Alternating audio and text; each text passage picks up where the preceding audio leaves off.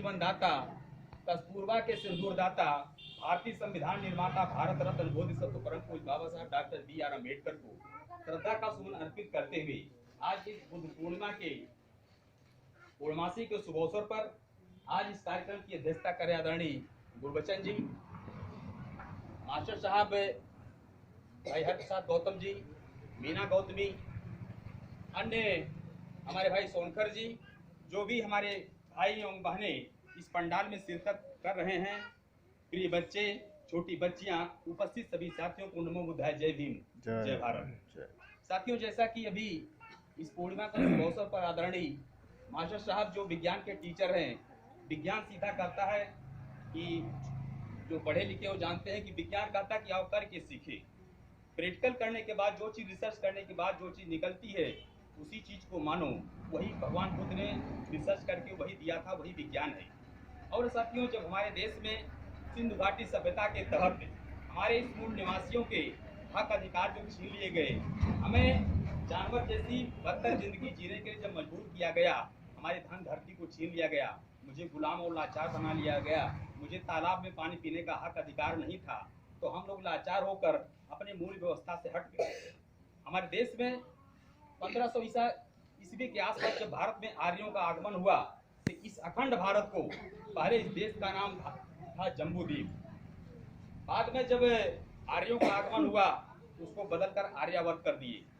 फिर 1200 ईस्वी के बाद 1600 के आसपास जब मुगलों का आगमन हुआ, तो मुगल जब आए तो हिंदू के नाम पर इस देश का नाम रखा हिंदुस्तान। फिर उसके बाद 1600 ईस्वी के आसपास जब ईस्ट इंडिया कंपनी में ईस्ट इंडिया कंपनी की स्थापना हुई, जब भारत में अंग्रेज आए, अंग्रेज शासक ने इस देश का नाम रखा इंडिया। इंडिया ही इस देश का असली नाम है। इंडिया का मतलब होता है इंडस वैली सिविलाइजेशन, यानी सिंधु घाटी सभ्यता के लोग जहाँ रहते हैं उसे इंडिया कहा जाता है। इसी चीज को बाबा साहब संविधान के प्रेम्बुल में उन्होंने लिखा कि it is India that is Bharat. यह इंडिया है जिसे भारत कहा जाता है। तो साथियों, इसको जानना जरूरी, हमारे बच्चों को जानना जरूरी कि भारत क्यों कहा जाता है। लोग कहते हैं हिंदुस्तान कहते हैं, अगर हिंदुस्तान लिखकर कोई चिट्ठी आप छोड़ देंगे वो कहीं नहीं जाएगी, पूरे भारत में कहीं नहीं जाएगी जब तक आप भारत नहीं कहोगे। इसलिए बाबा साहब ने कहा कि मैं भारत में पैदा हूँ और मैं भारतीय ही रहूंगा, अंत तक मैं भारतीय हूँ और भारतीय ही रहूंगा। हम लोग भारत के रहने वाले, हम लोग भारतीय हैं। कभी भारतीय लिखने से कहने से कभी आप लोग शर्म मत करिए। इस पूर्णिमा को, शुभ अवसर पर पूर्णिमा जो मनाई जाती है, बाबा साहब को जब भारतीय संविधान बनाने का मौका मिला, उन्होंने 22-24 साल तक रिसर्च करने के बाद 16 डिग्री आपस में लेने के बाद उनको इस देश में सम्मान नहीं मिल रहा था, उनको अछूत माना जाता था। साथियों, इस देश में पहले जातियां नहीं होती थी, जात जानवर में होती है। हाथी है, घोड़ा है, गधा है, कुत्ता है, बिल्ली है। जो जानवर की पहचान उसके आवाज से होती है। आज हम लोग बैठे हुए हैं, सब लोग मानव हैं। इसीलिए भगवान बुद्ध ने जो संदेश दिया, जब रिसर्च किए इस टेक्नोलॉजी पर, तो उन्होंने देखा कि मनुष्य में तो जात होती नहीं है। उन्होंने जातियों को बनाकर भारत के मूल निवासियों को सत्यानाश कर दिए। तब उन्होंने, भगवान बुद्ध ने जब धर्म का प्रचार किया तो उन्होंने कहा कि बौद्ध धर्म की क्या पहचान, मानव एक समान। उसके बाद स्त्रियों को सम्मान नहीं मिल रहा था, बाबा साहब ने अपने धर्म में उनको भी नॉलेज दिया। उसके बाद फिर उन्होंने दूसरा नारा दिया कि बौद्ध धर्म की क्या पहचान, स्त्री पुरुष एक समान। आज साथियों देखेंगे कि सारे विभाग जो नौकरी में, जो लोग नौकरी करते हैं, स्त्रियां भी नौकरी कर रही हैं, उनको भी बराबर उठने बैठने का अधिकार है।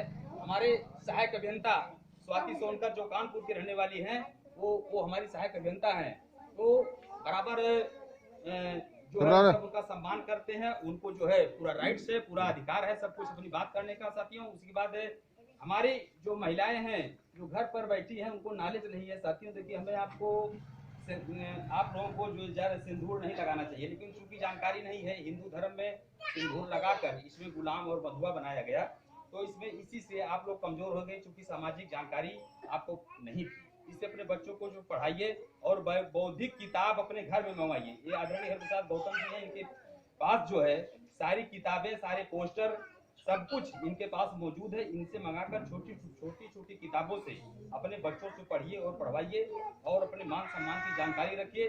तभी आपका जो है देश बच पाएगा, तभी आप सुरक्षित रह पाएंगे, वरना इस देश पर आक्रमणकारी बहुत तेज से जुटे हुए हैं। इस धर्म को जो आगे बढ़ते हुए कारवां को आप व्हाट्सएप पर देखेंगे, इसको मिटाने के लिए तमाम अभ्यों पाखंड सरकारें बढ़ा रही हैं, फिर पूजा पाठ की तरफ ले जा रही हैं। जैसा कि मास्टर साहब कहा है कि अभी देखिए कुछ लोग नहाने गए हैं, तो नहाने से साथियों आपको वहां पर आप प्रकृति की बनावट देखेंगे, छोटे छोटे नाले जाके नदियों से मिलते हैं, नदियों का कनेक्शन समुद्र से होता है, सागर में जाके सब कुछ विलीन हो जाता है, तो नाले का पानी नदी में जाता है, तो जितने भी बैक्टीरिया वायरस सारी गंदगी है ये नदियों में जाती है, तो आप जाके उसी में नहाते हैं। कभी आप घाट पर देखिए, मरने के बाद जब पंडवा अंत्येष्टि कराता है, कुछ लोग अज्ञानी बस जो राख को लेकर जाते हैं, तो पंडवा वहां पर मशीन लगाया हुआ है, टिल्लू पंप से नहाता है, आपको बताता है कि जाके नदी में नहा लो। अब वो खुद नदी में नहीं नहाता है, तो इस चीज के जब जाइए तो बारीकी से अध्ययन करिए। उन्होंने आत्मा परमात्मा बताकर आपको भटका दिया है। बेटा बेटा चलो इधर आओ, की राख को इधर आओ, कहीं मत जो है नदी में बहाने से आपको पुण्य के चक्कर में मत ले जाइए, इसके चक्कर में मत पड़िए, तो हमारे पास आप सारी जिंदगी ढोंग और पाखंड में फंसते रह जाएंगे, आपको जानकारी कभी नहीं मिल पाएगी। आइए बाबा साहब का गीत सुनाते हैं, जिसके वजह से आपको इस कुर्सी पर बैठने और बोलने का अधिकार मिला और समानता का अधिकार मिला।